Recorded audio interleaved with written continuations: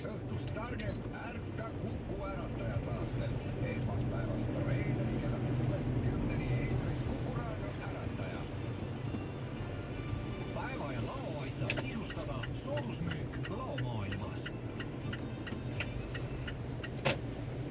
Selle aasta ainulaadse eelmise jõuluelamusega tegutseb aianduskeskus. Nüüd alates 19 900 eurot.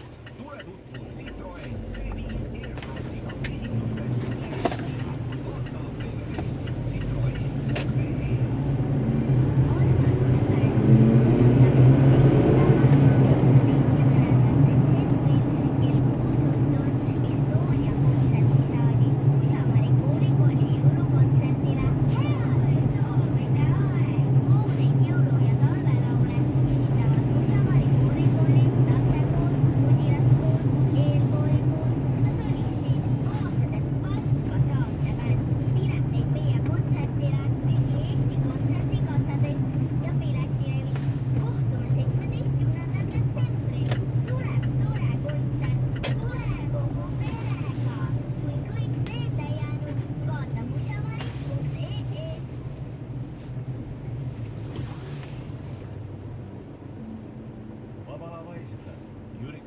Dokumentaallavastus Lõhe, Razlom 10. ning 11. detsembril Tallinnas Vaba Lava teatrikeskuses.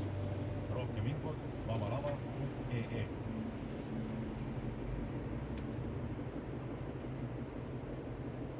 Radio Kuku.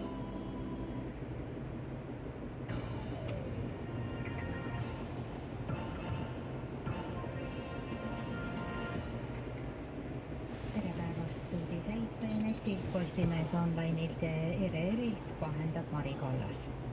Prokuratuur kinnitas, et Tarbijakaitse ja Tehnilise Järelevalve Ameti peadirektor Kaur Kajak on seoses Aidu tuulepargi ümber toimuvaga nende poole pöördunud, kuid kriminaalmenetlust algatatud ei ole. Täpselt jutuajamise sisu prokuratuur ei avalda. Tänane Postimees kirjutas, et Kajak pöördus pärast seda prokuratuuri, kui oli kohtunud 17. septembril tollase IT- ja väliskaubanduse ministri Kert Kingo ja rahandusminister Martin Helmega. Kingo oli ähvardanud teda kohtumisel Aidu tuuleparki rajavate vendade sõnajalgade kahjunõude kinnimaksmisega. Tartu vallas Kärevere külas hukkus hommikul palkmaja põlengus eakas 80-ndates eluaastates naine. Põlengu täpne tekkepõhjus on selgitamisel. Praeguseks kogutud andmete põhjal külastas naist igal nädalal sotsiaaltöötaja ja omaksed, kes suitsuanduri töökorras olekut kontrollisid ja tuleohutust silmas pidasid. Kahjuks oli hukkunud naisel komme aeg-ajalt kütmise ajal häiret andma hakkavat suitsuandurit laest alla võtta. Riigi kinnisvaraaktsiaselts rekonstrueerib endise Tartu maavalitsuse hoone ja ehitustööde maksumus on 2,4 miljonit eurot. Projekti alusel rekonstrueeritakse Riia tänav 15 büroohoone, mis on ehitatud 1971. aastal. Välja kuulutatud ehitushanke võitis ENPA Ehitus OÜ. Ehitustööde planeeritav lõpp on tuleva aasta detsembris. Suurbritannia peaminister Boris Johnson võõrustab täna NATO liidrite kohtumist ajal, mil ta tuleb tegeleda ka 12. detsembri valimiste kampaaniaga. Johnson kutsub üles ühtsusele 29-liikmelises alliansis, väites, et see tagab umbes miljardi inimese julgeolekut. ÜRO palus humanitaarabiks peaaegu $29 miljardit, et aidata relvakonfliktide ja kliimamuutuse tõttu kannatavaid inimesi. ÜRO humanitaarabi ülevaate kohaselt vajab tuleval aastal mingis vormis erakorralist abi, sealjuures toitu, peavarju ning meditsiinilist toetust 168 miljonit inimest üle kogu maailma. Rohkem uudiseid postimees.ee.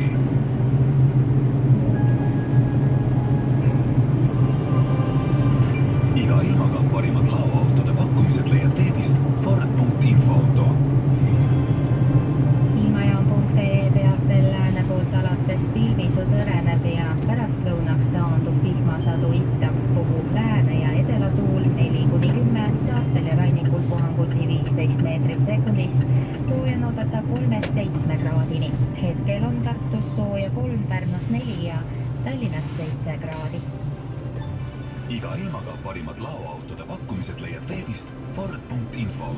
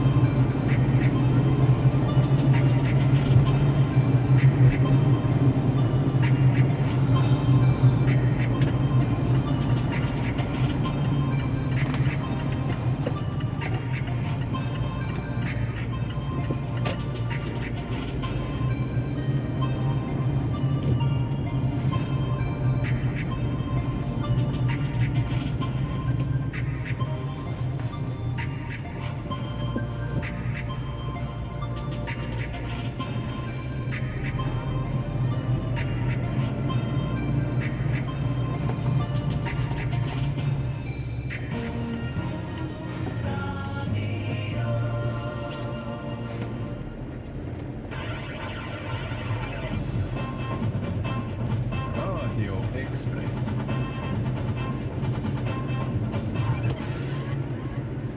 Kell on 5 minutit, 12:30 läbi. Läheme Raadio Ekspressi juttudega edasi. Täna pandi nurgakivi Tabivere kooli uuele hoonele, mis valmib järgmiseks õppeaastaks.